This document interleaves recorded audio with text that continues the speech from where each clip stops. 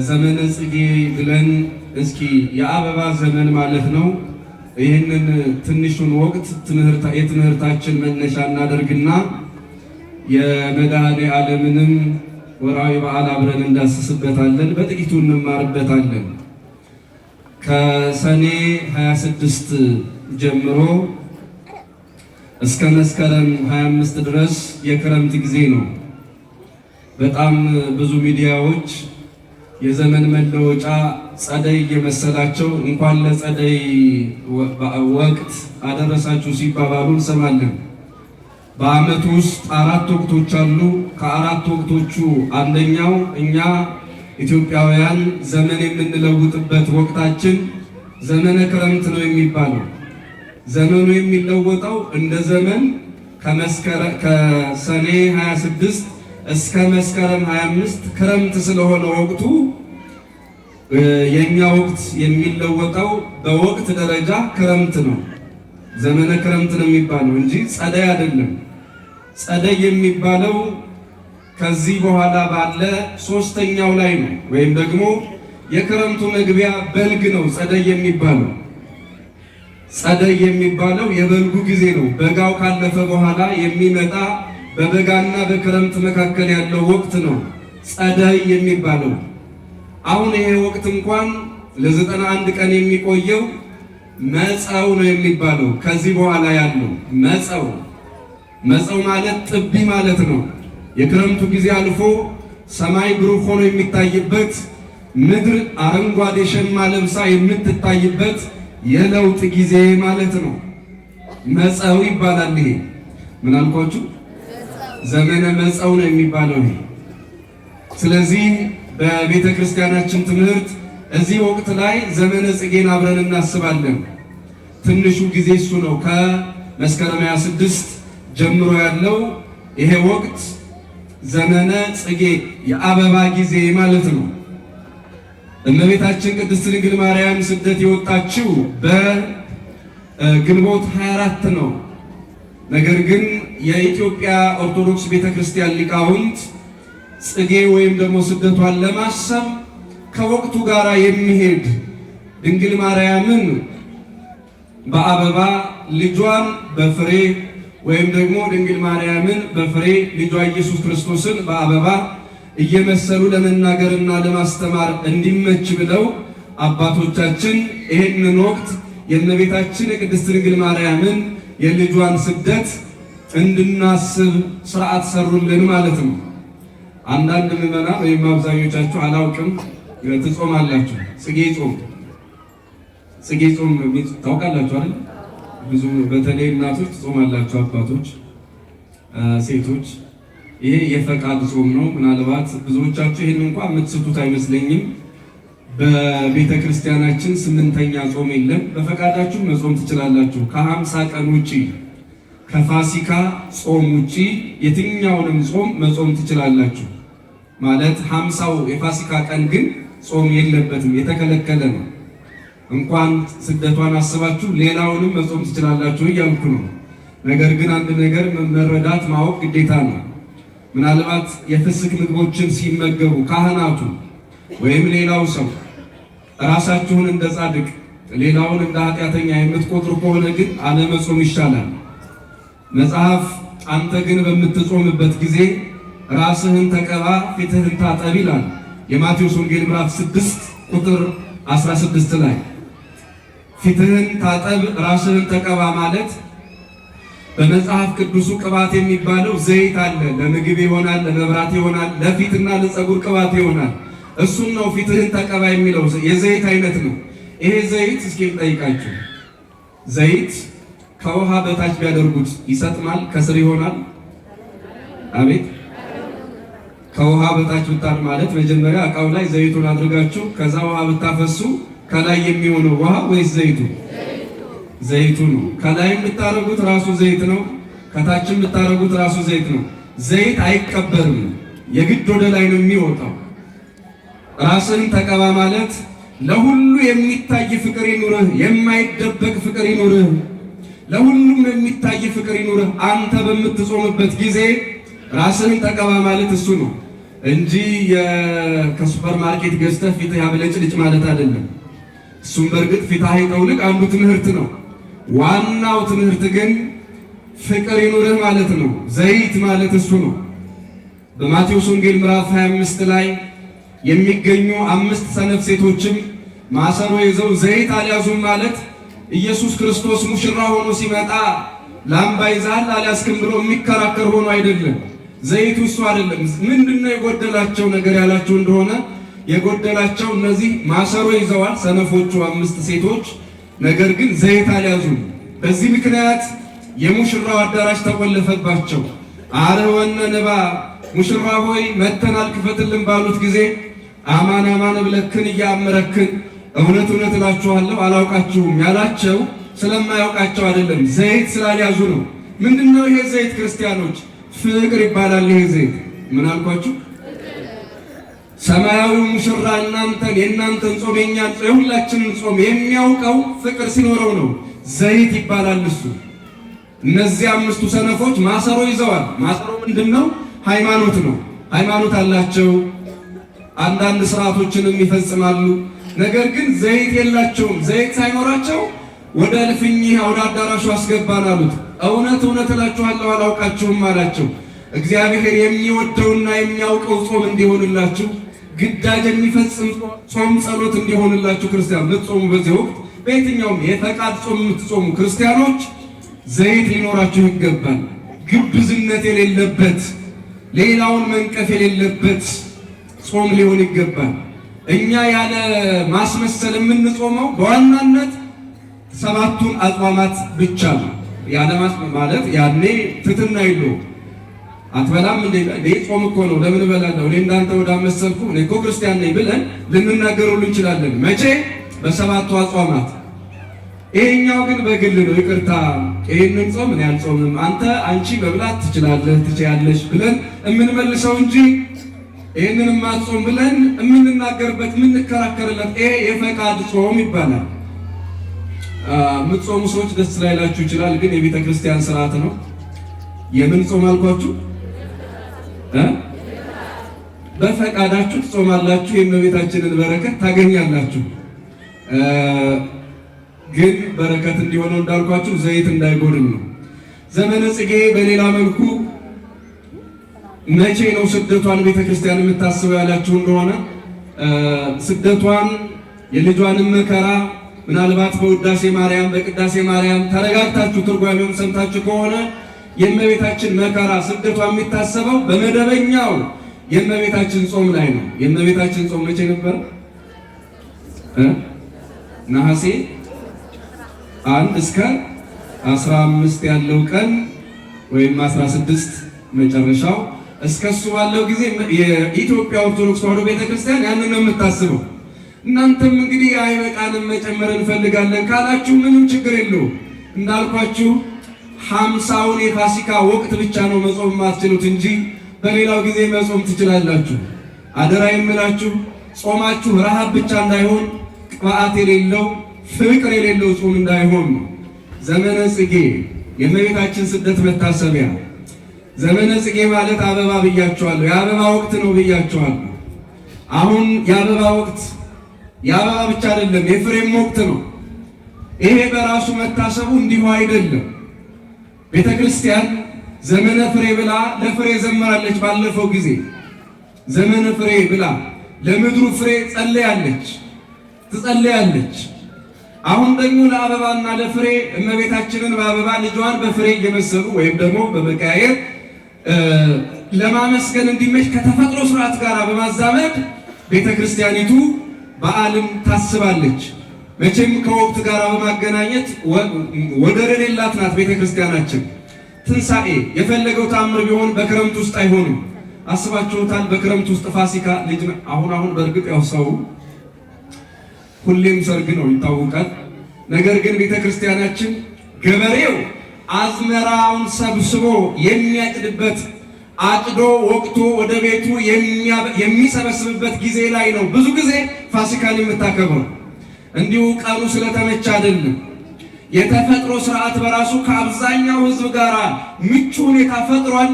ምሳሌው ትክክል ነው ብላ ከተፈጥሮ ስርዓት ጋራ ነው በዓላትን የምታከብር። ስለዚህ ይሄኛውም ሰማይና ምድር ለኛ አስተማሪ በሆኑበት ወቅት ነው ዘመነ ጽጌን እያሰበች ያለችው። እና መጀመሪያ አበባ ፍሬ ምንድነው? በዚህ ወቅት ስለ አበባ ስለ ፍሬ የሚነገረው ስለምንድነው ያላችሁ እንደሆነ መጀመሪያ ስለኛ ነው። አሁን ገበሬው የዘራው ዘር ወይ አብቧል ወይ አፍርቷል ለምልሟል። ይሄ ብቻ አይደለም። አሁን አብዛኞቹን እጽዋት ብትመለከቱ ሁለት ነገር በግድ ይቀይራሉ። ወይ ቅርፊት ቀይረዋል ወይ ቅርንጫፍ ቅጠል ቀይረዋል። ይሄ ቅጠላቸው አዲሱ ዓመት ላይ የደረቀ ቅጠል ይዘው አይሸጋገሩ ወይ ደግሞ ቅርፊታቸውን ቀይረዋል። የተዘሩት አዝርዕት አትክልቶቹ ደግሞ ወይ ለምልመዋል፣ አብበዋል፣ አሊያም አፍርተዋል። አያችሁ፣ ይሄ ለኛ ትልቅ ትምህርት ነው። ቅዱስ ጳውሎስ ሮሜ ምዕራፍ 1 ቁጥር 20 ላይ ወዘያስተርእ እግዚአብሔርም ፍጥረት ዓለም ይታወቅ በፍጥረቱ፣ ዓለም ከተፈጠረ ጀምሮ ታይቶ የማይታወቅ እግዚአብሔር በስነ ፍጥረቱ ይታወቃል ይላል። በስነ ፍጥረት እግዚአብሔር ያስተምራል። የገበሬው ዘር ወይ ደግሞ በየመንገዱ በየጓሮ የበቀለው እነዚህ ዛፎቹ፣ እጽዋት፣ አዝርዕት፣ አትክልቶቹ ፍሬያማ ከሆኑ ያለፈውን ዓመት የደረቀ ቅጠል ይዘው የማይሸጋገሩ ከሆነ የሰው ልጅ ያለፈውን ዓመት ቁስሉን ተሸክሞ የሚመጣ ከሆነ ዘመን ተለወጠ የምንለው ለኛ አይደለም፣ ለዛፎቹ ቢሆን ይሻላል። ምክንያቱም ቢያንስ እነሱ ወይ ቅጠላቸውን ወይ ቅርፊታቸውን ቀይረዋል። የሰው ልጅስ ምናልባት ሶፋ አሊያም ደግሞ የሶፋ ልብስ ቀይሯል ወይ ደግሞ የቤቱን ነገር አስተካክሏል። ደግሞ ሕይወት እስካልተስተካከለ እነዚህ እጽዋት፣ አዝርዕቱ፣ አትክልቶቹ በሙሉ ለኛ ምሳሌዎች ናቸው። ክርስቲያኖች እግዚአብሔር የለውጥ አምላክ ነው። እንዴት ይለውጣል ያላችሁ እንደሆነ እኛ መቼም እንደ ዛፍ የምንቀይረው ቅርፊት የለንም፣ ቅጠል የለንም፣ ግን ምናችን ይለውጠዋል። ቅዱስ ጳውሎስ እንዲህ ይላል፣ በልባችሁ መታደስ ተለወጡ እንጂ ይህንን ዓለም አትምሰሉ። የልብ መታደስ ምንድን ነው?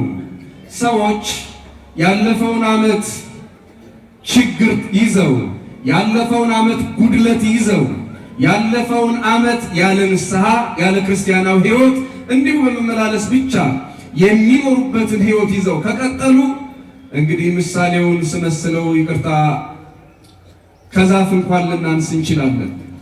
ዛፍ ተለውጦ ነው አዲሱን ዓመት የሚቀበለው። ዘመነ ጽጌ የምንለው ከዛፍ ከእጽዋት ከአዝርዕት የተነሳ ነው።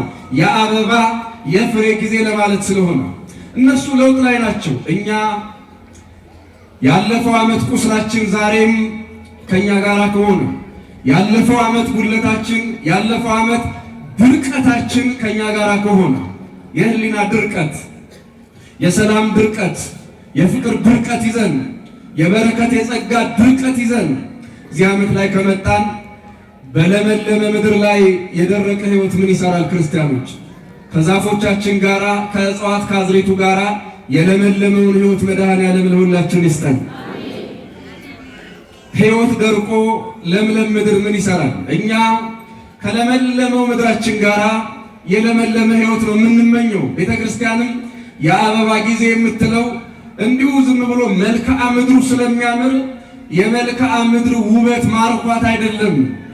የሰው ውበትም በመልክዓ ምድሩ እንዲማር ነው እግዚአብሔር በስነ ፍጥረቱ ስለሚያስተምር። ስለዚህ አንድ ጥያቄ ራሳችንን ጠይቀን እንሸጋገራለን። እጽዋት አዝርዕት ለምልመዋል። ያለፈ ዓመት ድርቃቸውን ትተዋል።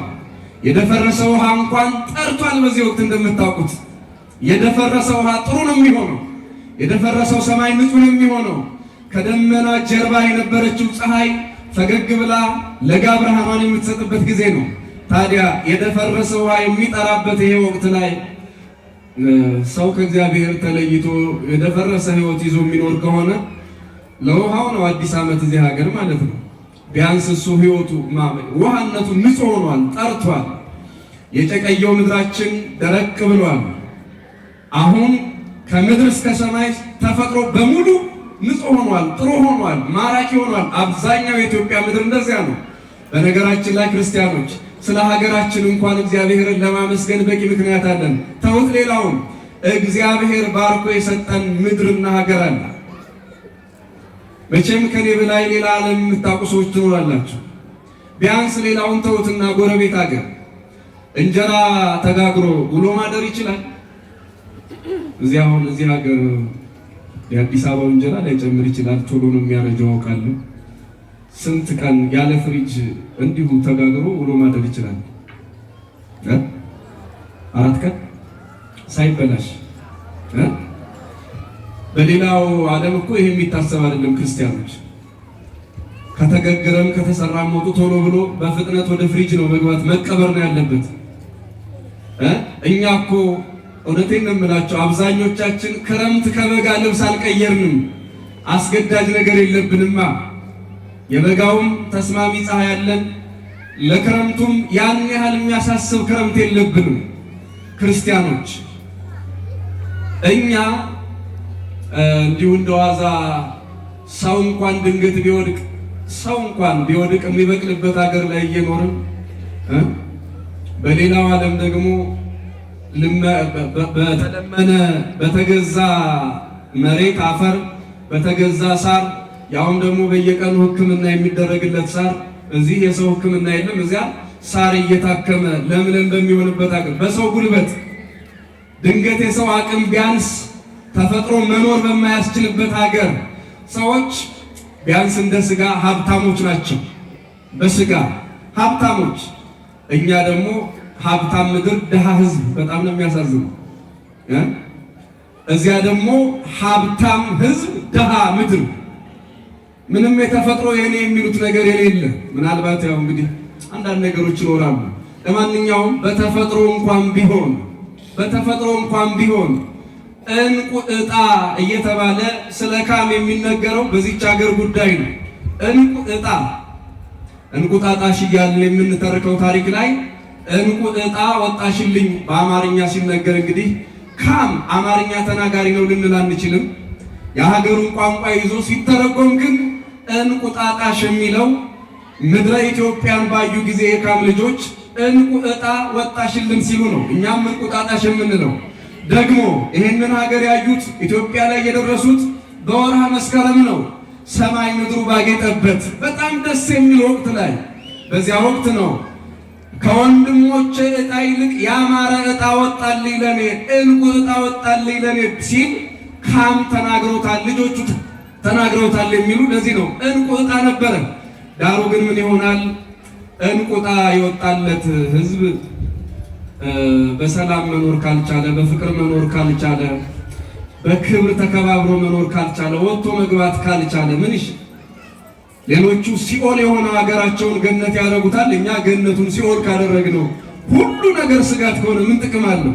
አምላካችን እግዚአብሔር በተፈጥሮ ስርዓት ውብ ያደረጋት ምድራችንን ሕይወታችንን ውብ ያደርግልን ዘንድ የሱ ፈቃድ ይሆንልን።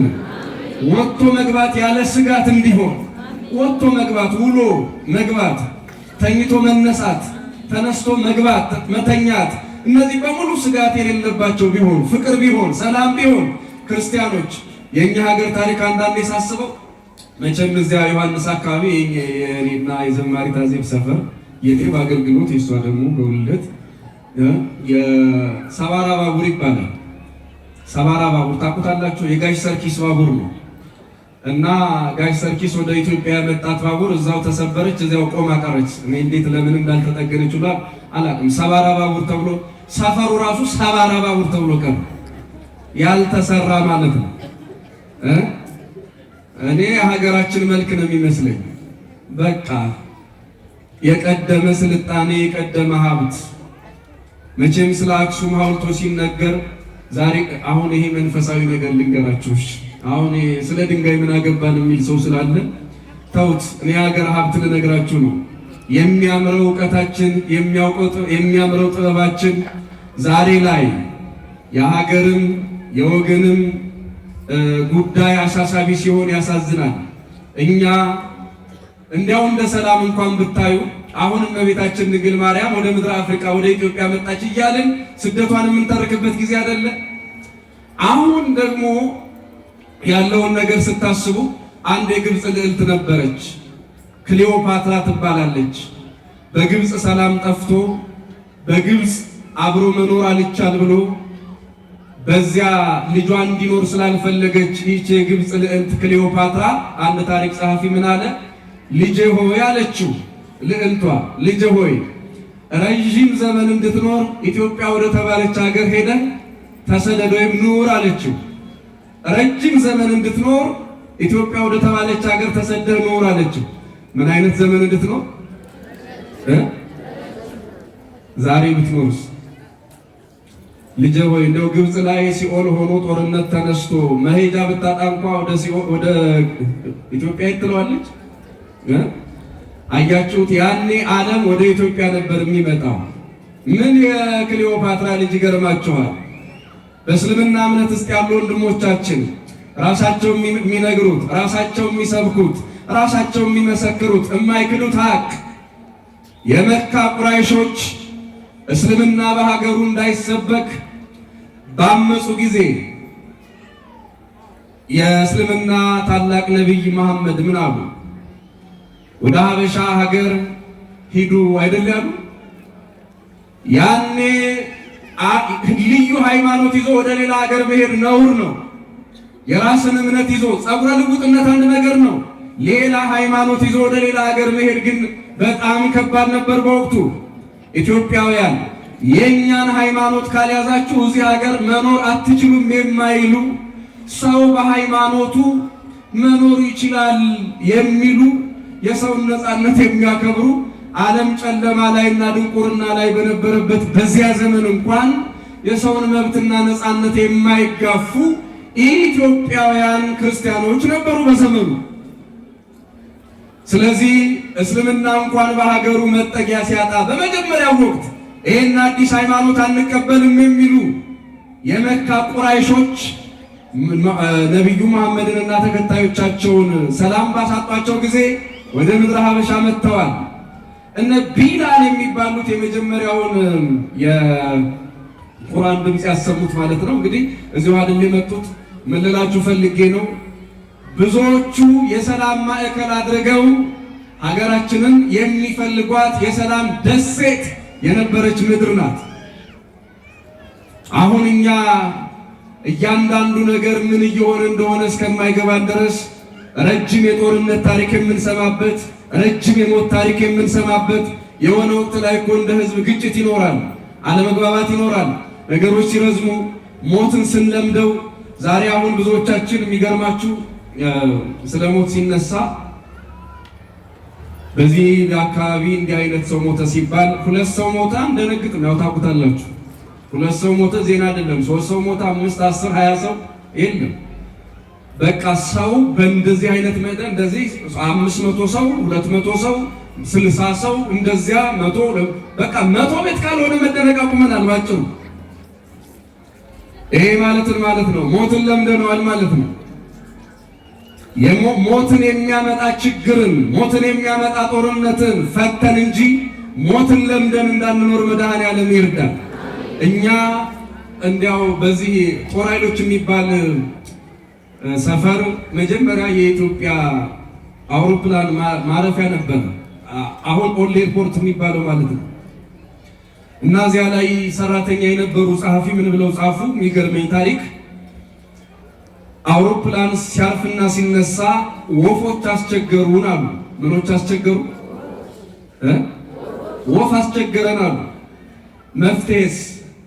አውሮፕላን ሲነሳና ሲያርፍ ሊነሳ ሲል ገና ከመነሳቱ ጥቂት ደቂቃ በፊት ሲያኮበኩ መሳሪያ ጥይት አንስተን እንተኩሳለን፣ ወፎችን እንበትናቸዋለን አሉ።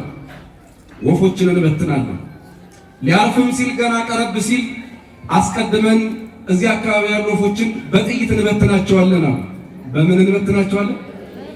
እና ከዚያ በኋላ እረፍት አገኘን፣ ሰላም አገኘን አሉ። በቃ አየር መንገዱ በሰላም ማረፍ በሰላም ማስነሳት ቻለ አውሮፕላኑ። ከጊዜ በኋላ ግን የሆነውን አናውቅም። እንኳን ቆመ ጠብቀኝ ይቅርና መድፍ ብንተኩስ ወፎቹ አልበተናሉ አሉ። በኋላ ስናጠናው አሉ የጥይቱን ድምፅ ወፎቹ ለምደውታል። የጥይቱን ድምፅ ወፎቹ ምን ብለውታል? የጥይት ድምፅ ለመዱ ማለት በሌላ አነጋገር ሞትንም ለምደውታል ማለት ነው። ክርስቲያኖች የጥይት ድምፅ ለምዶ መኖርስ በጣም ከባድ ነው። የሞት ዜና ለምዶ መኖር በጣም ከባድ ነው። የአወፎች ማለት እኛ ነን ይመስለኛል። ሞትን ለምደናል። ይህንን ነው መልመድ የሌለብን። ሰላም ማጣትን ነው መልመድ የሌለብን። እየሰጉ መኖርን ነው ለምዶ መኖር የሌለብን። እና አንዳንድ ጊዜ የሀገር ሽማግሌዎች የማይፈቱት መድኃኔዓለም ብቻ የሚፈታው ችግር አለ። ታስታውሳላችሁ ማርቆስ 5 ላይ 12 ዓመት ደም የፈሰሳት ብዙ ባለ መድኃኒቶችን አግኝታለች። ሀብታም ናት። እንዲያውም ሌላ ወንጌላዊ ወአልቦ ዘበቋ ዘእንበለ ዘአልሃማ ገንዘቧን ጨረሰች እንጂ የረባት የጠቀማት የለም ይላል። ብዙ ባለ መድኃኒቶች ብዙ በሽተኞችን አድነው ሊሆን ይችላል። ሁሉንም በሽታ ባለ መድኃኒት አያድንም። አንዳንድ ህመሞችን ራሱ መድኃኔዓለም ብቻ ያድናቸዋል። ምናልባት የኛ በሽታ ምናልባት የኛ ችግር ሰው አያክመውም መሰለኝ። የሀገራችንን በሽታ መድኃኔዓለም ይፈውስልን። እንግዲህ ባጭሩ መልክዓ ምድራችንን አስመልክተን ዘመነ ጽጌውን አስበን የአበባውን ውበት የምድራችንን ጸጋ አስበን ይህን ያህል ካልን ወደ እመቤታችን ስንመጣ እመቤታችን ድንግል ማርያም ወደ ሀገራችን ወደ ኢትዮጵያ የመጣችበት መንገድ ወደ ምድር አፍሪካ የመጣችበት መንገድ በጣም ድንቅ ነው። ሁለት ነገር ነግራችሁ ትምህርቱን እቋጫለሁ። የመጀመሪያው ምናልባት ብዙዎቻችሁ አስታውሳችሁት ታውቁ ይሆን አላቅም። ልጇ መድኃኔዓለምን ይዛ ስትሰደድ ድንግል ማርያም በኢየሱስ ክርስቶስ ምክንያት 144,000 ሕፃናት አልቀዋል። ስንት ሻልኳችሁ? ሄሮድስ ይባላል ንጉሱ። ፓራኖይድ የሚባል በሽታ ነበረበት። እንትናማ ስልጣኔን ሊቀማኝ ይችላል እያለ ያልገደለው ጀነራል የለም። ዛሬ ሰላም ሳይለኝ ያለፈ ይሄ መተተኛ ደግሞ ምን አስቦ ነው እያለ የጠረጠረውን ሰው ሁሉ ሲያስርና ሲገድል የነበረ ነው። ሄሮድስ ሕፃናትን ስለገደለ እንዳይገርማችሁ ሚስቱን ስልጣኔን ልትቀማኝ ትችላለች ብሎ ሚስቱን የገደለ ሰው ነው። ሁለቱን ልጆቹን የገደለ ሰው ነው። ሄሮድስ ያበደ ንጉሥ ነው። እና የዘመናችን ሰዎች የፓራኖይድ በሽታ ተጠቂ ነው ይሉታል። በቃ ሁሉም ሰው ይሄ ሰውማ ጤነኛ የኔ ላይ የሆነ ነገር አስቧል እያለ የሚያስብ በራሱ ጊዜ ጭንቀት የሚዘራ ሰው አለ አይደለ? እንደዛ አይነት በቃ ምን ያላደረገው መጥፎ ነገር አለ? በመጨረሻም እንዳበደው ውሻ ራሱን በልቶ እስኪሞት ድረስ በዮሐንስ ወንጀል ምክንያት ማለት ነው። ዮሐንስ መጥምቅን ካስገደለ በኋላ በጣም ብዙ ጥፋት አድርሷል። ልነግራችሁ የምፈልገው ከሁለት ነገሮች የመጀመሪያው አንዱ ይሄ ነው። 144,000 ሕፃናት ለምንድን ነው በኢየሱስ ክርስቶስ ምክንያት የሞቱት? ብዙዎቻችሁ እዚህ ውስጥ አንድ ጥያቄ ትጠይቃላችሁ። እሱ ምንድን ነው? መድኃኒታችን ኢየሱስ ክርስቶስ ለሕይወት ነው ምክንያት ሊሆን የመጣ። ለምንድን ነው ምክንያት ሊሆን የመጣው? ሕይወት ሊሆነን ነው፣ መድኃኒት ሊሆነን ነው። ነገር ግን 144,000 ሕፃናት በኢየሱስ ክርስቶስ ምክንያት ሞተዋል። እንደምታውቁት ታሪኩን እዚህ ላይ ጊዜ አላጠፋም። እርዳታ ሰጣለሁ ብሎ አዋጅ አወጀ ሄሮድስ። ከቄሳር ከሮማ የመጣ እርዳታ ስላለ ልጆቻችሁን ይዛችሁ ነው አለ። እርዳታ እናገኛለን ብለው 3 ልጅ ካላቸው እናቶች አንዳንድ ልጅ የተበደሩ ሰዎች ነበሩ። ያው አንድ ልጅ ነው ይዞ መሄድ የሚቻለው። 3 ልጆቿን ይዛ መሄድ ስለማትችል አንድ እናት ሌላውን ልጅ ለሌላቸው ሴቶች አካፋፍላ ነበር። እና በዚህ ምክንያት እርዳታ ሲጠብቁ ነው እንግዲህ የሄሮድስ ወታደሮች ኢየሱስ የተባለው ሕፃን ከነዚህ አንዱ ስለሚሆን ለይተንም ስለማናውቀው ዝም ብለህ ምታ አለ። እንግዲህ ለአንድ ሕፃን 144,000 ሕፃናት አብረው አለቁ ማለት ነው። በዚህ ምክንያት አንድ ጥያቄ እንጠይቃለን። እነዚህ ሕፃናት ለምንድን ነው ያለ ኃጢአታቸው የሞቱት? ለምንድን ነው ያለ በደላቸው የተገደሉት? እነዚህን የሚጠብቃቸው አምላክ የለም? ደግሞ የገብርኤል ይባስ እንጂ የቅዱስ ገብርኤል የሉቃስ ወንጌል ምዕራፍ 2 ላይ የማቴዎስ ወንጌል ማቴዎስ ምዕራፍ 2 ቁጥር 14 ጀምሮ እንደተጻፈው ዮሴፍን በሕልሙ አነጋገረው እንዲህ ሲል ሕፃኑንና እናቱን ይዘህ ወደ ግብፅ ምድር ሀገር ሂድ እያለ መንገድ መርቶ ብላቴናው ኢየሱስ ክርስቶስ በስጋ ዓመቱ በመለኮቱ ዘመን አይቆጠርለትም፣ በስጋ ዘመን ይቆጠርለታል። 2 ዓመቱ ነው። በእናቱ ጀርባ ይዘህ ወደ ግብፅ ምድር ወደ ምድረ አፍሪካ ሂድ አለ። እናቱ ድንግል ማርያም የፈጣሪው እናት ስለሆነች ነው እሷን ከሞት እንድታመልጥ እንድትድን አድርጎ ለሌሎቹ ወላጆች ያላዘነ ለምንድን ነው? ለአምላኩ እናት መንገድ ጠቁሞ መንገድ አሳይቶ ለጌታው እናት መንገድ ጠቁሞ መንገድ አሳይቶ ያለ ጊዜው እንዳታዝን አድርጎ ያውን በሕልም አናግሮ ሽማግሌው ዮሴፍን ከሐዘን እንድትድን ያደረገ መልአክ ቅዱስ ገብርኤል ለምንድነው 144,000 ሕፃናትን ለወለዱ እናቶች ያላዘነ? የነሱ ልጆች እንደታቀፏቸው አንገታቸው ሲቀላ ምን ይሰማዋል ቅዱስ ገብርኤል? እግዚአብሔር የለሾች ነው የሚሆኑ እኮ። ምናልባት ያመልኩ የነበሩ በእምነት የነበሩ ሰዎች እግዚአብሔር ቢኖር ለነዚህ ሕፃናት አያዝንም እንዴ? በነገራችን ላይ ዛሬ ለአንዳንድ እግዚአብሔር የለሽ ሰዎች ዛሬም ጥያቄው ይሄ ነው። እግዚአብሔር ቢኖር አንዱ ጠግቦ ሌላው ተርቦ እንዴት እንደዚህ ይኖራል? እግዚአብሔር ቢኖር ጉልበተኞች እንዴት ይህን ዓለም ያመሰቃቅሉታል? እግዚአብሔር ጣልቃ ቢገባ ለምን ያልሆነም ያለምን አልሆነም እያሉ የእግዚአብሔርን ሕልውና ዓለም ላይ ባለ ስርዓትን መለካት የሚፈልጉ ሰዎች አሉ። ባጭሩ ይህን ጥያቄ እንመልሳለን። እነዚህ ሕፃናት ሲታረዱ ሄሮድስ ጨካኝ ሆኖ ለ144,000 ወላጆችና ልጆች ሳያዝን እነዚህን ደም እንባ ያስለቀሰ ሄሮድስ ሲጨክን እናቱ ድንግል ማርያም በጓሮ በር እንድታመልጥ አድርጎ ቅዱስ ገብርኤል ከሞት ከሐዘን እንድታመልጥ ሲያደርጋት ድንግል ማርያምን 144,000 ሕፃናትን ለወለዱ እናቶች ለምን አላዘንም? ክርስቲያኖች መልሱን ላሳጥረው ረዘም ያለ ነገር አለ። ማቴዎስ 27 ቁጥር 25 ላይ መልሱን እናገኘዋለን። መድኃኒታችን ኢየሱስ ክርስቶስ የተሰደደ በ2 ዓመቱ ነው። የተሰቀለበትን እስኪ እናንተ ንገሩኝ፣ በስንት ዓመቱ ነው የተሰቀለ? አቤት ይህንን አታውቁትም እንዴ? ዛሬ አጥቢያችሁ እዚህ አካባቢ ያላችሁ መድኃኔዓለም ነው የተሰቀለበትን ዕድሜ ታውቁታላችሁ። በ30 ስንት? በ33 ዓመቱ ነው የተሰቀለ። እነዚህ ሕፃናትም ልክ እንደ ኢየሱስ ክርስቶስ ነበሩ። ዕድሜያቸው የዓመት የ2 ዓመት ነበሩ። ቢያድጉ ስንት ዓመት የሆናቸው ነበረ? 33 አካባቢ ነው አይደል የሆናቸው? ወጣቶች የሆኑ ነበር አይደል?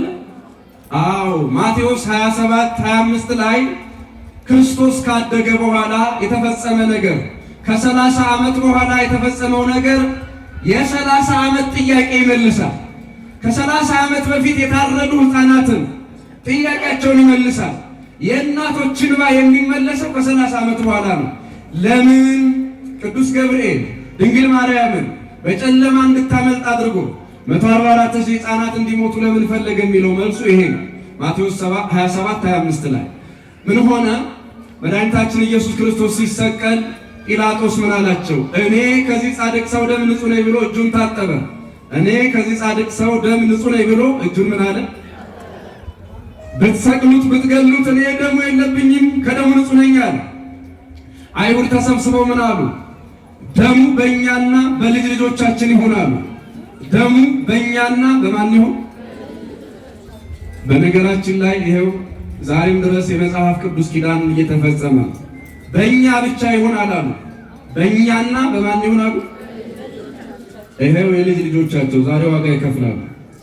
አይረንዶም በሉት የብረት ጣሪያ ለብሳለች እስራኤል። የብረት ጣሪያ ማለት እንኳንስ መሳሪያ ያልተወረወረ የማይታወቅ ወፍ እንኳን ቢበር ተመቶ ሊወድቅ ይችላል። ራዳር ካላየ ከተጠረጠረ ምን ማለት ነው? ከላይ ራዳሩ አለ አይረንዶም የሚሉት ሌላም እስራኤልን ሰማይ የሚጠብቅ ምናልባት ይሄንን አምልጦ የሚመጣ የጠላት ጦር ካለ ደግሞ እያንዳንዱ እስራኤላዊ በግድ የሚሰራው ዋሻ አለ። ከላይ የብረት ጣሪያ ከታች የቀበሮ ጉድጓድ ቤታቸው ውስጥ መስራት ግዴታቸው ነው እስራኤላውያን። በ75 ዓመት ውስጥ እፎይ ብሎ ማደር አይቻልም እዚህ ሀገር ውስጥ። ይሄው እንደ ሀገር ከተሰራች 75 ዓመት ሆኗታል። ማን የበረረ ወፍ ወይም በተወረወረ ዘንግ በበረረ ወፍ የሚደነግጡ ይሏቸዋል አባቶቻችን። ምን ሊሆን ይችላል እየተባለ የሚደነገጥበት በስጋት የሚኖርበት ሀገር ደሙ በእኛና በልጅ ልጆቻችን ይሆናል።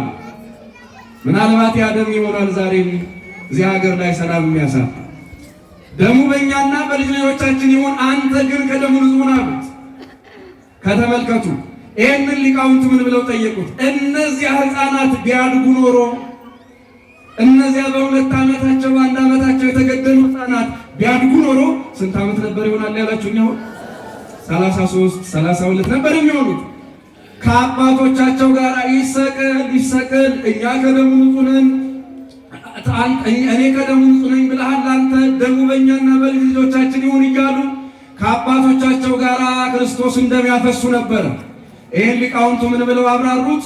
የእነዚያ መሞት ከመ ይሳተፉ በክልኤ ወደመ ክርስቶስ ምስለ አበዊሆሙ፣ የክርስቶስን ደም በማፍሰስ ከአባቶቻቸው ጋር እንዳይተባበሩ፣ እንዳይበድሉ፣ ኃጢአት እንዳይሰሩ እግዚአብሔር አስቀድሞ በአበባነታቸው የአይሁድ ኃጢአት ሳይነካቸው፣ የአይሁድ ክፋት ሳይነካቸው፣ ክርስቶስ ይሰቀል ብለው ሳይጮሁ አምላካችን ክርስቶስ ንጹሕ ስንዴ ሆነው እያሉ ከኃጢአት በተለዩበት ጊዜ፣ ከርኩሰት በተለዩበት ዓመት ንጹሕ መሥዋዕት አድርጎ ወደ ቤቱ ወደ መንግሥቱ ጠራቸው።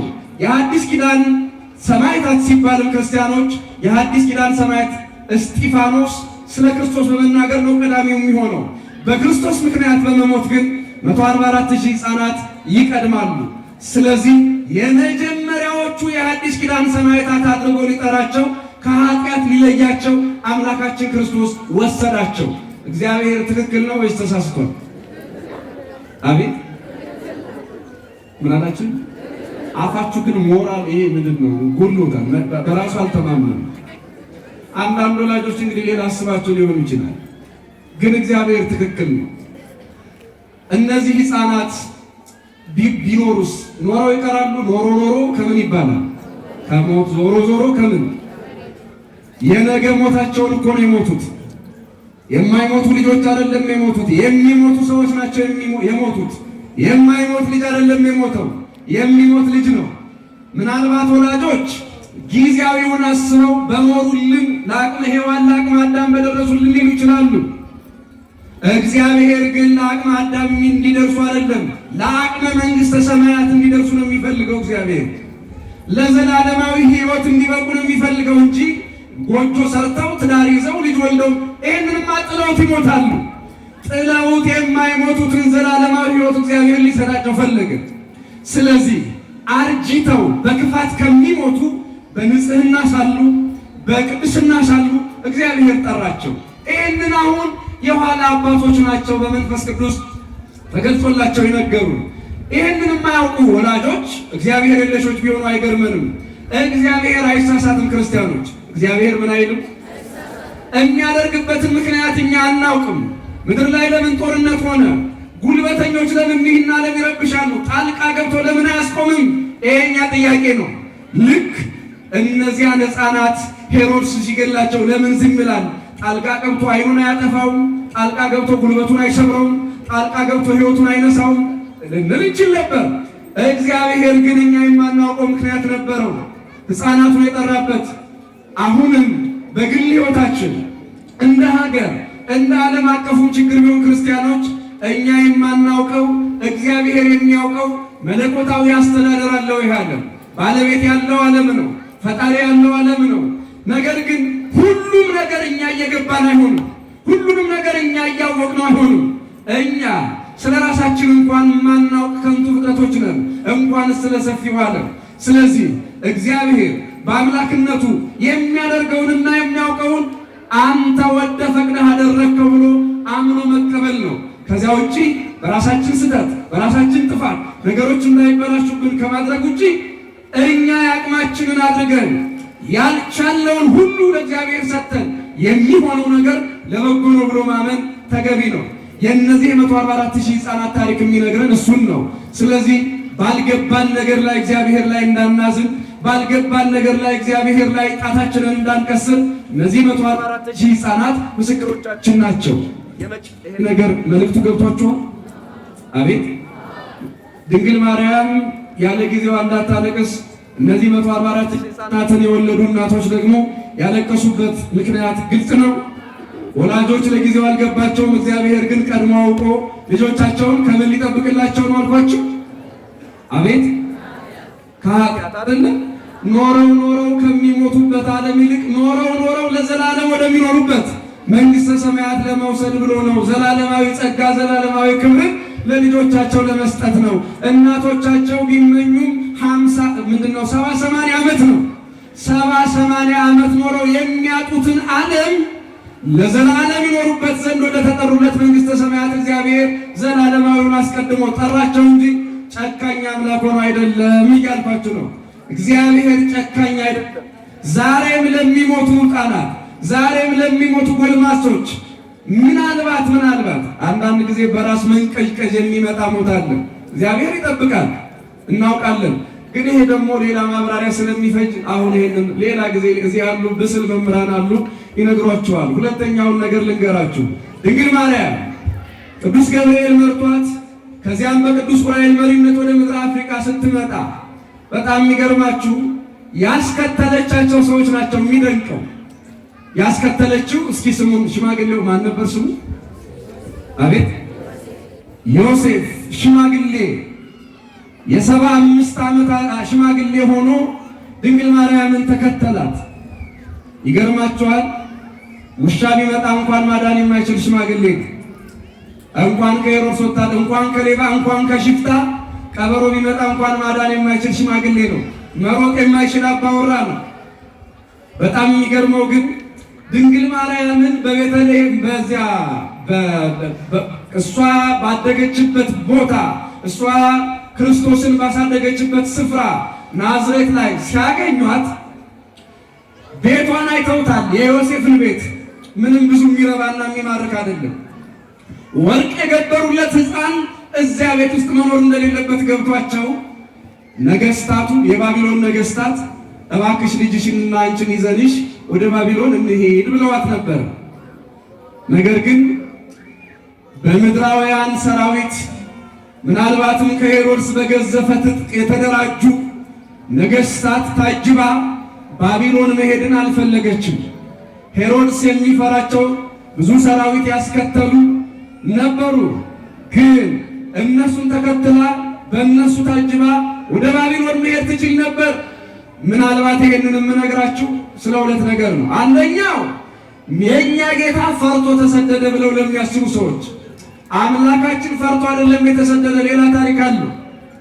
ድንግል ማርያም ፍርሃት ብቻ አይደለም ያሰደደ። አዎ ፈሪ ሰው ናት፣ እናት ናት፣ ፈርታለች። ከፍርሃቷ በላይ ግን ትንቢት አለ። ምን አላልኳችሁ? ኢየሱስ ክርስቶስ እንደሚሰደድ በትንቢተ ኢሳይያስ ላይ ምዕራፍ 19 ተጽፏል። እንዲሁም በትንቢተ ሆሴዕ ተጽፏል። አምላካችን እግዚአብሔር እንደሚሰደድ ተጽፏል። እሱን ትንቢቶቹን ለጊዜው ይቆየንና ትንቢቱን ለመፈጸም ክርስቶስ ተሰዷል። ፈሪ ትንቢት አያናግርም። ድንገት ነው ፍርሃቱ የሚመጣበት። አምላካችን ኢየሱስ ክርስቶስ የተሰደደው ፈርቶ አይደለም። ብዙ በርካታ ነገሮች አሉ።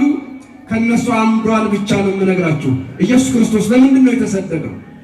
በእናቱ ጀርባ ሆኖ በእናቱ እቅፍ ሆኖ ወደ ምድረ አፍሪካ የመጣው ለምንድን ነው ያላችሁ እንደሆነ ክርስቲያኖች፣ መጀመሪያ ታቦተ ጽዮን እዚህ መጥታለች። ታውሳላችሁ። በቀዳማዊ ምኒልክ ዘመነ መንግስት ማን መጥታለች አልኳችሁ? አቤት ታቦተ ጽዮን። ለእሷ የሚሆን ነገር የለም። እዛ ምድረ እስራኤል ላይ ሀገሪቱ ራሱ 2000 ዓመት ፈርሳ ነበረ። ስለዚህ ታቦተ ጽዮን ወደዚህ ምድር መምጣት ነበረባት። መጣች። ኢትዮጵያ የቃል ኪዳኑ ታቦት ማረፊያ ነበረች ናትም። ቀጥሎስ ድንግል ማርያም ከልጇ ከኢየሱስ ክርስቶስ ጋር ወደዚህ ወደ ምድር አፍሪካ ስትመጣ ሌላ በረከት፣ ሌላ ታሪክ አለ። ለምሳሌ በኦሪት ዘፍጥረት ምዕራፍ 14 ላይ የምናገኘው አንድ ታላቅ ካህን አለ። መልከ ጼዴቅ ይባላል። ማን አልኳችሁ? በደም በዘር ከተሰላ የካም ወገን ነው። የካም ወገን ማለት የእኛ ወገን ማለት ነው። የካም ልጅ ነው። እሱ ዘመዶችን ማርልኝ እያለ ይጸልይ ነበር። ስለዚህ አምላካችን እግዚአብሔር ልጅ ዘመዶችህን እምርልሃለሁ፣ በሥጋ ማርያም ተወልጄ ተገልጬ እምርልሃለሁ ብሎ ለመልከ ጼዴቅ ቃል ኪዳን ገብቶለት ነበር። ያን ቃል ኪዳን ለመፈጸም ለመፈጸም አምላካችን ኢየሱስ ክርስቶስ በእናቱ በድንግል ማርያም ጀርባ ተጭኖ ወደዚህ ምድር መጣ። የመልከ ጼዴቅን ቃል ኪዳን ለመፈጸም አያችሁ ክርስቲያኖች፣ ኢየሱስ ክርስቶስ በእናቱ ጀርባ ሆኖ ወደዚህ ምድር ሲመጣ መቼስ በሌላው ዓለም ስለ ስደቱ ሲነሳ መጻሕፍት ናቸው የሚናገሩ። ኢትዮጵያ ላይ ግን ምድር ነው የሚመሰክረው። ምድር ተውት መጽሐፉ። ለምሳሌ የዛሬውን ፖለቲካ አያርገውና እኔ አውቃለሁ፣ ቢያንስ 3 ቦታዎች አውቃለሁ። ሀገረ ማርያም፣ ተዝካረ ማርያም የሚባሉ አገሮች ነበሩ። አገሮች ስላችሁ አካባቢዎች ማለት ነው። ተዝካረ ማርያም፣ ሀገረ ማርያም። አሁን አንዳንዶቹ ያው ይሄ የዘመናችን ብሽቅ ፖለቲካ እየቀየራቸው ይመስለኛል። ሀገረ ማርያም ማን አልኳችሁ? አሁን ይሄ በአጋጣሚ እንዲያው ዝም ብሎ ሀገረ ማርያም ተብሎ ይወጣ አይደለም። በሆነ አጋጣሚ ታሪካዊ ምክንያት አለ። እነዚህ ቦታዎች ምናልባት አንዳንዶቹ በአካል ባትረግጣቸውን ድንግል ማርያም መምጣቷን ሲሰሙ እንዲህ ብለው ሰይመዋል። ሌሎቹ ደግሞ በትክክል ማርፋበት በዚያ መንገድ ተራምዳበት ሲሆን ይሄማ ያቺ ኢየሱስ እናት ያረፈችበት ያቺ ትንቢት የተነገረላት ሴት የሄደችበት ያደረችበት ተብሎ ሀገረ ማርያም ተዝካረ ማርያም ተብሎ የተጠራ አለ። አንድ ሁለተኛ፣ በሌላው ዓለም ላይ ክርስትና የሚመሰከር በመጽሐፍና በመምህራን ነው። እዚህ ምድር ላይ ግን ክርስትና የሚነገረው የሚሰበከው በመጽሐፍትና በመምህራን አይደለም። ምድር ምስክር ነው። ለዚህ የመጀመሪያው መቼስ ግሸንን ማያውቅ የለም። እኔ ባለኝ መረዳት ደግሞም ሌሎች ከኔ ከፍ ያሉ መምህራንን ጠይቄ በተረዳሁት መንገድ እግዚአብሔር መስቀል አድርጎ የፈጠረው ምድር የለም። ሀገራችን ኢትዮጵያ ግን መስቀሉ ሲቀመጥባት አስቀድሞ እግዚአብሔር ምድርን ሲሰራ መስቀል አድርጎ የሰራት ምድር ኢትዮጵያችን ላይ ብቻ እኮ ነው ያለች። ክርስቲያኖች ምድር መስቀል ሆኖ ለመስቀሉ ሳጥን ሆኖ የተፈጠረ ምድር ለመስቀሉ ሙዳይ ሆኖ የተፈጠረ ሀገር አምጡ ከተባለ ግሸን ኢትዮጵያ ላይ የሚገኘው አምባሰል ወረዳ ላይ ያለው ግሸን ደብረ ከርቤ ነው እንጂ ሌላ የትም ምድር ላይ መስቀል ሆኖ ለመስቀሉ የተሰራ ምድር የትም የለም። ክብር ምስጋና ለዚህም ጸጋችን፣ ክብር ምስጋና ለዚህም ክብራችን ይሁን። ሌላ በሌላው ሀገር ምናልባት እኮ ለአንዳንድ ጉዳይ መሬት ሲቆፈር የጨረቃና የጣዖት ምስል ነው የሚገኘው። ሌላም የአምልኮ ጣዖት ቅሪት ነው ከከርሰ ምድር የሚገኘው። ኢትዮጵያ ላይ እዚህ አዲስ አበባ ዙሪያ እንኳን በአንድ መንፈሳዊ ጉዞ የጎበኘሁት አለ። ስሙን የረሳሁት፣ ምናልባት ምዕመናን ጉዞ ስታደርጉ አይታችሁት ሊሆን ይችላል። በአዲስ አበባ ቅርብ ርቀት ላይ ያለ የአንድ ገበሬ የእርሻ ስፍራ የነበረ ምናልባት በሆነ አጋጣሚ እዚያ የገበሬው የሚያርሰው ስፍራ ላይ ምን እንዳለ የማያውቅ ግን እንዲሁ ጤፉን ምኑን እያጨደ የሚወስድ ገበሬ ነበረ። በኋላ ከጊዜ በኋላ ከእርሻው በታች እንዴት አይነት አስደናቂ ቤተ መቅደስ ተገኘ መሰላችሁ? ያውም ደግሞ 400 ዓመት ያስቆጠረ። ይሄ ትንሹ ነገር ነው። እዚህ ሀገር መሬት ሲቆፈር ወይ የመስቀል ወይ የብራና መጻሕፍቶቻችን ቅሪት ነው የሚገኘው። ስለዚህ እዚህም ሀገር ህዝብ ክርስቲያን ብቻ ሰው ብቻ አይደለም ክርስቲያን፣ ምድር ክርስቲያን ሆኖ ያየ ነው። ብራና ተሸክሞ ታቦት ተሸክሞ መስቀል ተሸክሞ የሚገኘው የሺህ ዓመት አንዳንዴ ደግሞ የ1500 ባጭሩ ከ400 በላይ ባሉ ቁጥሮች ላይ አብያተ ክርስቲያናት ከርሰ ምድር ላይ ተቆፍረው የሚገኙ እኛ ሀገር ላይ ነው እስካሁን። ክብር ምስጋና ለዚህም ታሪካችን ለዚህም ጸጋችን ሆነ። ዳሩ ይሆናል እንግዲህ ይህ ሁሉ ጸጋ ባለባት ምድር ድንግል ማርያም የሰጠችን በድርሳነ ዑራኤልም እንደተጻፈው ሕዝቧን አስራት በኩራት አድርጎ ይህንን ምድር ደግሞ ርስት አድርጎ ለእናቱ ለድንግል ማርያም ሰጣት የሚል ጽሑፍ አለ በብዙ መጻሕፍቶቻችን ላይ። አዎ እኛ የቅድስት ድንግል ማርያም የአስራት የቃል ኪዳን ልጆቿ ነን። አርፋበታለች።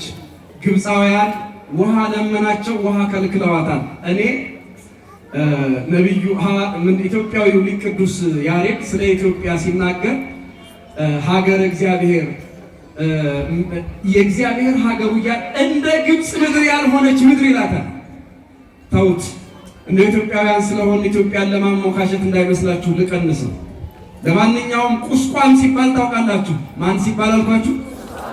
ግብፅ ላይ ያለ ምድር ነው። ድንግል ማርያም ውሃ ለመነች፣ ግብፃውያንን ከለከሏት። ምን አሏት አልኳችሁ? እንዲያውም እንዲህ የሚል አለ በድርሰታችን ላይ መለኮት ጓላሶ በጸማ ከመደቂቅ ዘይሰፍሮ በህፍኑ ለማየ ባሕር እሙቅ። ጥልቅ ውቅያኖስን በእጁ የሚሰፍረው በእጁ የሚለካው ጌታ እንደ ሰው እንደ ሕፃን በተጠማ ጊዜ አልቦም ሰባ ሀገር ዘያምራ ለጽድቅ። እነሆ ከሀገሪቱ ሰዎች ጽድቅን የሚያውቃት የለም። ሰአልክዎሙ ማየ የውሃቡኒ በሕግ።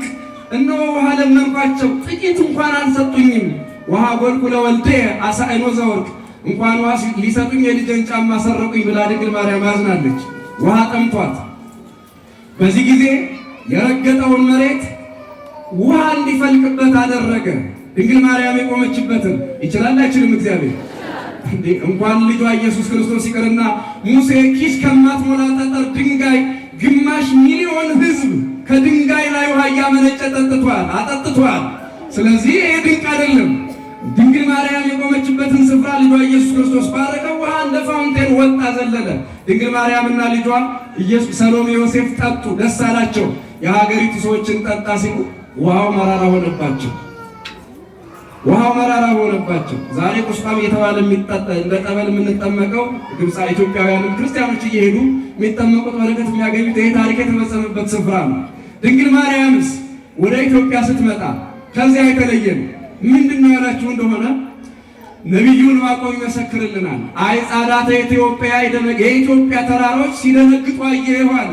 የኢትዮጵያ ተራሮች ምን ሲሉ አየሁ? ክርስቲያኖች አሁን ከዚህ ስትወጡ ምናልባት ሎተሪ የቆረጣችሁ ሰዎች 20 ሚሊዮን ብር ደርሷችኋል ብትባሉ ኖር ትንሽ ደንገጣችሁ?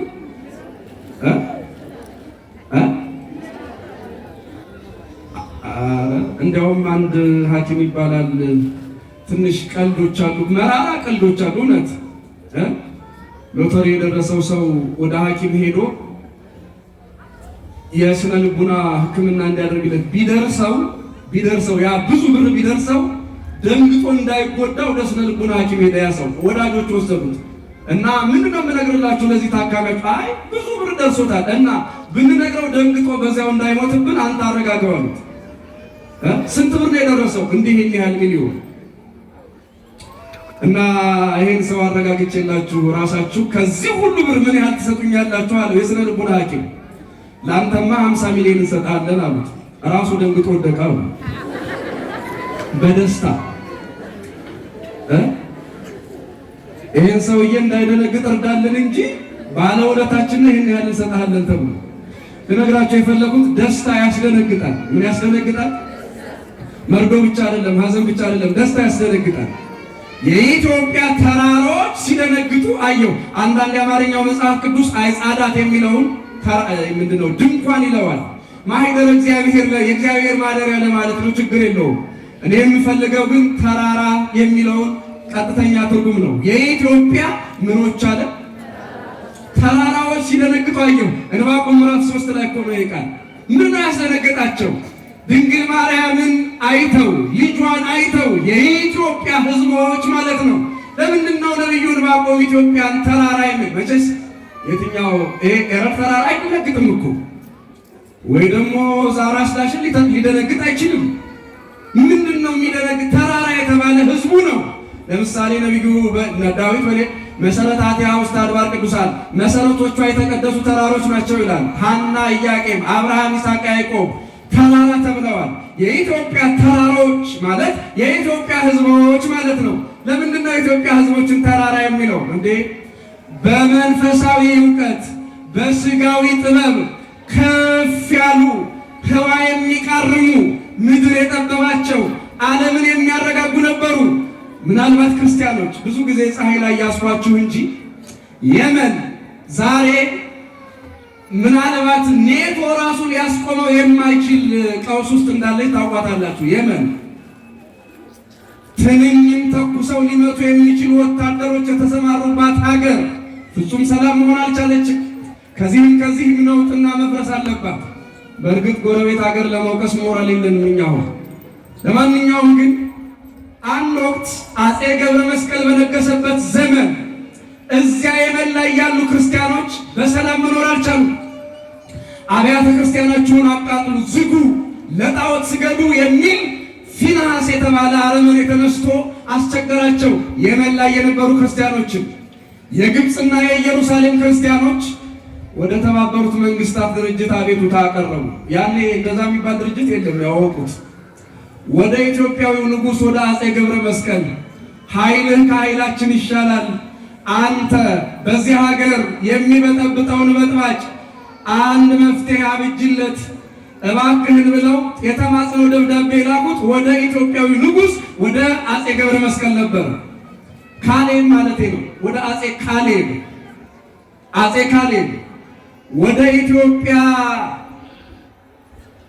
የተላከለትን መልእክት አይቶ አቅሜ ይፈቅድልኛል ምን ብሎ ያስብም። በወቅቱ የምስራቅ አውሮፓን ኃይል ሳይቀር ሊያንቀጠቅጥ የሚችል ምናልባት እንዲያው ራስ ወዳድና እንደሆን እንጂ ምናልባትም ከዓለም ኢትዮጵያ የአይን ሁሉ ማረፊያ በመሆኗ የምስራቅ አውሮፓ ክርስቲያኖች፣ የኢየሩሳሌም የግብፅ ክርስቲያኖች አፄ ካሌብን ነበረ እርዳቸው፣ አድናቸው፣ ታደጋቸው፣ የመንን ሰላም አድርግላቸው ነው የተማጸኑ። አፄ ገብረ መስቀል ሄደ። በትንሽ ጊዜ ያንን ረባሽ በጥባጭ ሰው ከሀገሩ አጠፋ። ይገርማቸዋል። የመን ላይ አፄ ካሌብ እንደ ንጉሥ አይደለም የሚታወቀው፣ ቅዱስ ተብሎ ነው የሚከበረው። ዛሬ ባለው ታሪክ ለምን ይሄ ታሪክ ዕዳ ስላለባቸው ዛሬ አፄ ካሌብ ሲባል ባለውለታ ነው ለየመን። ምናልባት ዛሬም ቢሆን ሰላም ያደርጋት ይሆን ነበር እንዴ? አያችሁ፣ ወደኋላ ስትመለሱ ይሄ ህዝብ ይሄ ሀገር ተራራ ነው፣ ከፍ ያለ ማለት ነው፣ የተፈራ ማለት ነው፣ የተከበረ ማለት ነው። የዳቦና የቤት ጉዳይ አጀንዳው ያልሆነ እስከ ህንድ ውቅያኖስ ድረስ ሄዶ ሀገርን የሚያረጋጋ ለማንኛውም በብዙ መንፈሳዊና ስጋዊ በረከቶች የተትረፈረፈ ረድኤት በረከት የነበረው ህዝብ ስለሆነ ነቢዩ ዕንባቆም ኢትዮጵያንና ኢትዮጵያውያንን የተራራ ምሳሌ አድርጎ የኢትዮጵያ ተራሮች በማለት ህዝቡን ተራራ ይለዋል። ከተራራ ወርደን ሸለቆ ሆነናልና አምላካችን እግዚአብሔር ወደ ቀደመው ተራራነታችን ይመልሰን። እመቤታችን ቅድስት ድንግል ማርያም የረገጠችው በረከቷ ረድኤቷ የተመላለሰችበት ስደቷ በራሱ ለእኛ በረከት ነው። ክርስቲያኖች፣ በነገራችን ላይ ድንግል ማርያም ስታዝን ልጇ አብሮ ማዘኑ አይቀርም። የሐዘን ስደት የደረሰበትም ሌላ አንዲት ምክንያት ልንገራችሁ። ለምሳሌ ድንግል ማርያም እሾህ ወግቷታል ስትሰደድ፣ እንቅፋት መጥቷታል። ልጇ ኢየሱስ ክርስቶስም እንደዚያው። የስቅለቱን ነገር ብዙ አልሄድኩበትም። አንዲት ነገር ብቻ ልንገራችሁ። ድንግል ማርያም ስትሰደድ የሔዋን እርግማን በእሷ ላይ አርፎ እንዳይመስላችሁ ሌላ ነገር አለ። ዮሐንስ አፈወርቅ ድንግል ማርያምን እንዲህ ብሎ ያመሰግናታል። ወኮነት ፈዳይተ ዕዳሃ ለሔዋን፣ የሔዋን ዕዳ ከፋይ ሆነች ይላታል ድንግል ማርያምን። እስኪ አብራችሁ ይበሉ፣ የሔዋን በሉ ዕዳ ከፋይ ሆነች። ሔዋን ዕፀ በለስን በላች። ዘፍጥረት ምዕራፍ 3 ላይ በዚህ መብላቷ ምክንያት እሾህና አሜከላ ይብቀልብሽ ተብላ ተረገመች። ወይም አዳምም ሔዋንም ተረገሙ በበሉት ዕፀ በለስ ምክንያት። እሾህና አሜከላ ምን ይበልብህ? ይብቀልብህ ተባለ። ዘፍጥረት ምዕራፍ 3 ላይ ድንግል ማርያም እሾህ ሲወጋት ካያችሁ እንግዲህ በታሪክ ከሰማችሁ ያ በሔዋን ምክንያት የመጣው መርገም የሔዋን ዕዳ ከፋይ ስለሆነች አንድ። ሁለተኛ ኢየሱስ ክርስቶስ ደግሞ በዛሬው ዕለት በዕለተ ዓርብ 27ኛው ቀን ቤተክርስቲያን ስታስበው የእሾህ አክሊል ደፍቶ እናየዋለን። ምን ደፍቶ አልኳችሁ? አቤት! እሾህና አሜከላ ምን ይበልብህ ነበር ያለ መጀመሪያ? ይብቀልብህ አለ። ተመልከቱ ክርስቲያኖች፣ አዳምን እሾህና አሜከላ ይብቀልብህ ብሎ የረገመው ጌታ የዮሐንስ ወንጌል ምዕራፍ 19 ቁጥር 1 ላይ የጲላጦስ ጭፍሮች የእሾህ አክሊል በራሱ ላይ አኖሩበት ይላል። የምን አክሊል? እሾህና አሜከላ ይብቀልብህ ብሎ አዳምን ረግሞታል። ያንን እርግማኑን እንዳነሳለት የሚወጋውን የኃጢአት እሾህ እንደነቀለልን የሚወጋንን የሚያደማንን የኃጢአት እሾህ ከምድራችን ላይ እናስወገደልን ለማመልከት እሾህና አሜከላ ይብቀልብህ ብሎ የተናገረውን ያዘዘውን ያንን እሾህ እርሱ በራሱ ላይ ደፍቶት አይተነዋል። በዛሬው ዕለት ቤተክርስቲያን ይህንን እሾህ ነው የምታነሳው።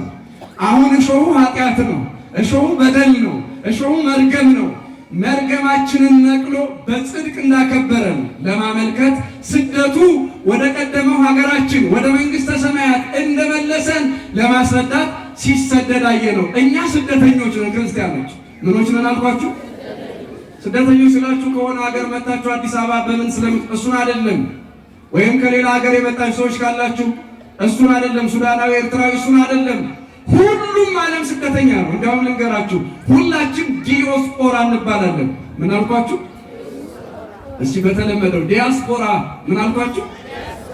ሁላችንም ዲያስፖራ ነው። እስኪ በማርያም ይቺን ንገሩኝና ትምህርቴ ነው። ዲያስፖራ ማለት ማለት ነው ትክክለኛውን መልስ እዚህ የሰማሁት ሀብታም። ምን ማለት ነው? ሀብታም። እስኪ የመጀመሪያውን ቃል ተመልከት። መነሻው ቃል የእንግሊዝኛውን ቢሆን ዲስፐርስ የሚለው ይመስለኛል። የግሪኩ ቃል ደግሞ ዲዮስፖራ ይባላል። ዲዮስፖራ ማለት ንጹህ ትርጉሙ ሀብታም ማለት አይደለም፣ ስደተኛ ማለት ነው። ምን ማለት ነው አልኳችሁ? ስለዚህ ሁላችንም ምኖች ነን? አቤት፣ ሁላችንም መጤዎች ነን። ከየት የመጣን? ከገነት የተሰደድን። ከየት የመጣን አልኳችሁ? የገነት መጤ ነን ሁሉም። ከየትም የመጣ የለም። ኦሮሚያ ላይ በቅሎ የተገኘ ሰው የለም። ትግራይ ላይ፣ አማራ ክልል ላይ፣ ጋምቤላ ላይ፣ አፋር፣ የትም ምድር ላይ ወይ ደግሞ ዓለም አሜሪካ፣ አውሮፓ በቅሎ የተገኘ ምንም ሰው የለም። ሁላችንም የበቀልነው መጀመሪያ የት ነበረ? አቤት፣ ከገነት ተሰደን ከገነት መተን ነው። አሁን እዚህ ምድር ላይ መጤው ነው መጤውን የሚያሰድደው። የመጤ ማለት ነው ሶስተኛ ወገን ነው የሚያሳድደው። የስደተኛ ስደተኛ ማለት ዲያስፖራ ስደተኛ ማለት ነው። የመጀመሪያው ስደተኛ አዳም ሔዋን ናቸው። እዚህ ምድር ላይ በስደት ኖሩ፣ ወለዱን፣ በዛም ተባዛ። መጀመሪያ ምድርን የያዘው ባለርስት ብሎ ነገር የለም። ሁላችንም ስደተኞች ነን። ለዚያ ነው ኖረን የምንሞተው። ስደተኛ መኖሪያ የለውም። መኖሪያችን በሰማይ ነው። ስለዚህ ክርስቶስ አምላካችን በዕፀ በለስ ምክንያት ተሰዳችሁ ነበረ አለ። ስደት ከገነት ጀመረ። እዚህ ምድር ላይ መጣን። በተሰደድንበት ዓለም ስደተኛ ሆኖ ወደ ቀደመው ሀገራችን ወደ ቀደመው ክብራችን ሊመልሰን በእናቱ ጀርባ ሆኖ ተሰደደ። ወደ ቀደመ ሀገራችን ሊመልሰን በእናቱ ጀርባ ሆኖ የተሰደደልን መድኃኔዓለም ስሙ ይክበር ይመስገን። የሚያደማ የሚያቆስል የኃጢአት እሾሃችንን ነቅሎ በራሱ ላይ የእሾህ ዘውድ ደፍቶ የአክሊል ዘውድ የደፋልን መድኃኔዓለም ይክበር ይመስገን። ዘመነ ጽጌ የእመቤታችን ረድኤት በረከት ከሁላችን ጋር ይሁን። ስብሐት ለእግዚአብሔር።